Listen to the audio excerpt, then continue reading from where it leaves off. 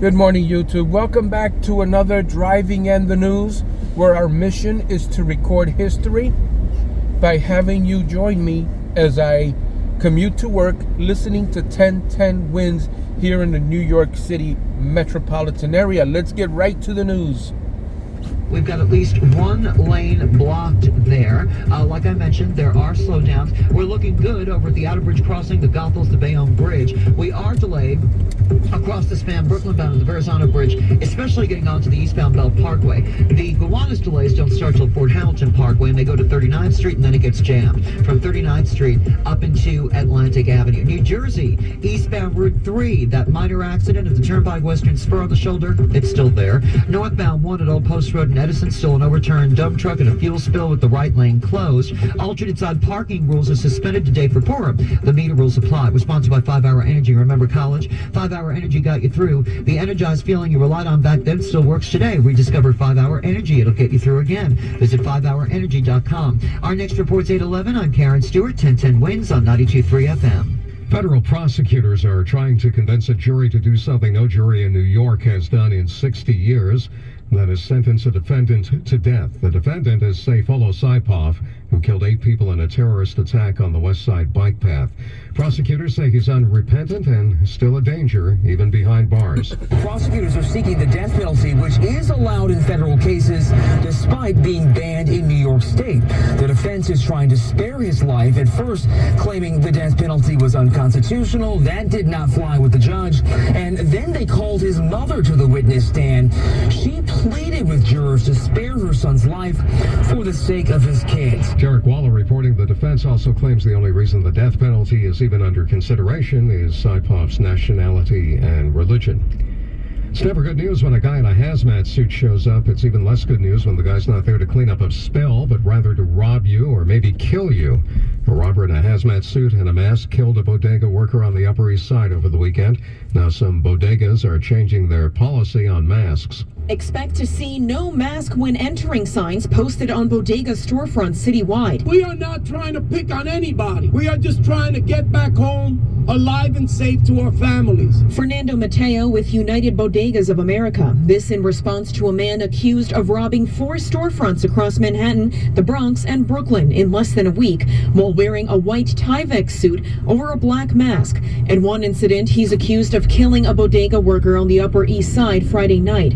Donna knew that worker and agrees with the mask policy. I think the safety of the bodega worker is the greatest thing. Others are iffy, like Gwen. It's an added layer of responsibility. Christy Kalishian, 1010 Wins on 92.3 FM on the Upper East Side. The city is only allowed to have so many charter schools, and some parents want higher quality education for their kids and say the current gap on charter schools needs to go, the current cap. They'll be holding a rally today in City Hall Park to make that point, and Glenn Schuck is there with a preview. Currently, charter schools make up about 50% of schools in the 5 boroughs.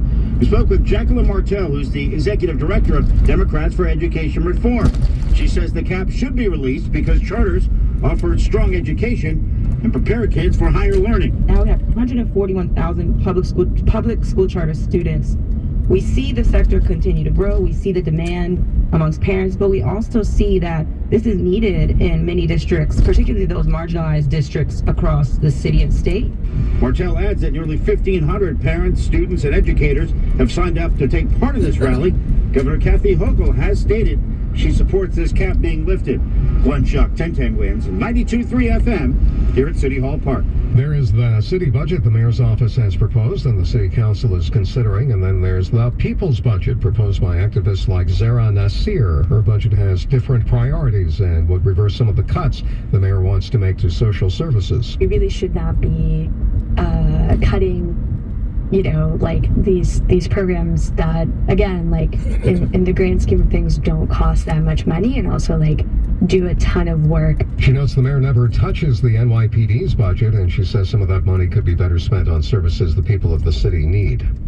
Angela Polina could take the stand today at her murder trial after the prosecution rests its case that she helped to her then fiance to kill his son. Angela Polina is expected to talk about when she first met Michael Valva, her now ex-fiancé, through the day she was arrested in January 2020. Her attorney Matthew Toohey telling me Polina was raising 3 daughters as a single mother, working as a manager in the billing department at a Long Island hospital when Valva asked her out. Polina was then diagnosed with liver cancer. Valva donated part of his liver to save her life. The two got engaged and bought a house of their own in Santa Mauritius. She will likely testify that Valva hit and beat little Thomas Valva, not her. But I asked, how did she think it was okay to keep a little boy in a freezing cold garage? The attorney said, quote, she did not realize how evil it was. Later, he told me, everyone's going to see when she gets up, they're going to understand that it's always the father, Michael Valva. He's the one that commits all the acts. He does everything. Sophia Hall, 1010 Winds on 92.3 FM at the courthouse in Riverhead. 4 Americans who went to Matamoros, Mexico to get some cut-rate cosmetic surgery wound up getting kidnapped instead. The FBI is on the case, putting up a sizable reward, as Matt Rivers reports. It's not normal that just because an American is involved in a crime in Mexico that the FBI goes very public with it. But that is what we're seeing in this case. We're seeing the FBI put out a $50,000 reward for any information leading to the safe return of these 4 Americans, as well as to the arrest of those responsible here. We saw Mexico's president talk about it at his daily press conference on Monday morning, saying that he's instructed his government to work with U.S. authorities to get these people back safely. So there's no question that both governments feel a sense of urgency here. The 4 Americans were in a white minivan with North Carolina plates when gunfire erupted and they were forcibly taken from the van. A Mexican woman was reportedly killed in the incident, which reports indicate may have been a case of mistaken identity stemming from a fight between 2 drug cartels. The NYPD has released images of 2 vandals who spray painted the word murderer on a statue of Christopher Columbus in Central Park last month. Video shows the 2 climbing over barricades to get to the statue. They also spray painted the words, "Give us our land back," on the statue. We'll put the pictures and video up at 1010wins.com. If caught, these 2 could face vandalism and graffiti charges. 2 people are now dead as a result of the stampede in Rochester after a concert by the rapper known as Glorilla. It was initially reported that the stampede at the Main Street Armory was set off by gunfire, but police say no shots were fired, and Rochester Mayor Malik Evans says the people responsible for the stampede will be held accountable. This is a tragedy of epic proportions, and it's something that all of us who love concerts worry about. 2 women died, one 33 years old, the other 35. Another woman remains in critical condition. An estimated 3 million families in New York are getting less federal food assistance from the SNAP program now that COVID-enhanced benefits have expired. Assemblywoman Jessica Gonzalez Rojas thinks the state should pick up the slack. We need to think about the minimum amount that the SNAP monies are given to our families. The New York dollar is not buying the same amount of food anymore. So we want to make sure that we're increasing that minimum threshold. In some cases, monthly food assistance will drop from $281 a month to $23. Food pantries around the city are preparing for an influx as a result. 35 now, it's cloudy. We're going up to 44 in Midtown today. Now, this home healthcare aides and nurses join the TriMedHomeCare.com team. Go to TriMedHomeCare.com.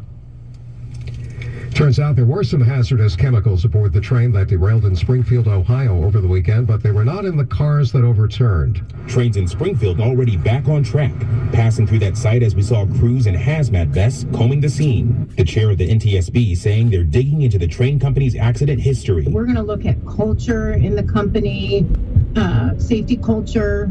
We will look at management practices and policies. We'll really dig in. Norfolk Southern released a 6-point plan to boost rail safety, including enhancing its hot bearing detector network. In overheated bearings, what the NTSB thinks may have caused the derailment in East Palestine. Alex Buescher reporting. As for the Springfield derailment, a railroad spokesman says, "I'm not going to speculate on how close a call this was," referring to the cars with hazardous chemicals that did not overturn. The city of Washington, D.C. has a big crime problem. The city council decided to lower the penalties for many serious crimes as a solution, but many members of Congress don't think that makes a lot of sense. As it turns out, Congress controls the city, and the Senate's going to vote to overturn the measure. To the surprise of some Democrats, President Biden agrees. The city council is now actually withdrawing the measure, but the Senate's going ahead with the vote to overturn it anyway. Well, it's news time, 8:11, traffic and transit every 10 minutes on the ones. Here's Karen Stewart. We're in trouble in Westchester. Northbound Springbrook Parkway is closed. North of Amherst Drive in Yonkers, we've got an overturned vehicle that's on fire there. Lots of callers into the 1010 Winds traffic tip line about this one, and Wazer's checking in on it as well. We've still got problems in New Jersey over on 287 northbound at exit 58 in Oakland. We've got a multi-vehicle accident, a truck and 3 cars blocking the right lane. One vehicle left the scene, 2 are still in the right lane, and 1 is over on the shoulder right now. Southbound Route 1 north of 287 in Edison, we have an accident in the right there. Northbound Route 1 over at Old Post Road in Edison, we've got an overturned dump truck from very early this morning. Fuel spill 2, and the right lane is closed. And eastbound Route 3 at the New Jersey Turnpike Western Spur, minor accident getting moved to the shoulder. All right, guys, I'm just blocking the view from the students that are crossing the streets here. Still delayed. We've got an accident blocking the lane there. Alternate side is suspended today for Purim. The meter rules apply. Was sponsored by Optimum Business, giving you fast, reliable, secure internet with speeds up to a gig and built-in cybersecurity so you can go farther with everything you do. Call 866-218-2913 or visit optimum.com/business today. All right, guys. Thank you so much for watching and joining me on my morning commute as we record history using 1010 Winds here in the New York City area. We'll see you on the next video.